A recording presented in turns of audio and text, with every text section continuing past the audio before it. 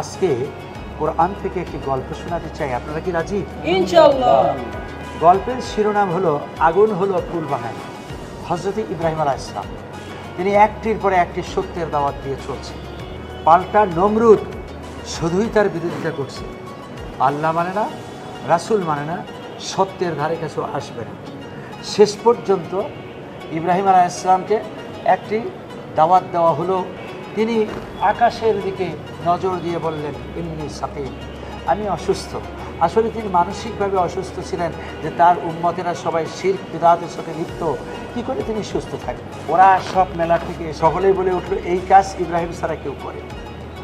ইব্রাহিমকে জিজ্ঞেস করা হলো, এই কাজ কে করেছে? বা যার গলায় কুঠার তাকে জিজ্ঞেস করো। তো ও কি কথা বলতে পারে নাকি? বা যে কথা বলতে পারে না তার পূজা করো কেন? তখন নমরুদ বলল, না, কোনোভাবেই আর রক্ষা নেই, ওকে আগুনে নিক্ষেপ করতে হবে। যারা এলো আগুন, আনলো কাঠ, ঢাললো জয়তুন, জ্বলছে আগুন ধাউ ধাউ করে, নিক্ষেপ করলো আগুনের মাঝে হযরত ইব্রাহিম আলাইহিস সালাম। সকলেই দূর থেকে তাকিয়ে দেখতে থাকলো। সেই আগুন আগুনের মতো করে জ্বলছে, কিন্তু ইব্রাহিম আলাইহিস সালাম আগুনের মধ্যে বসে আছেন, তার একটা পশমও জ্বলে। সুবহানাল্লাহ।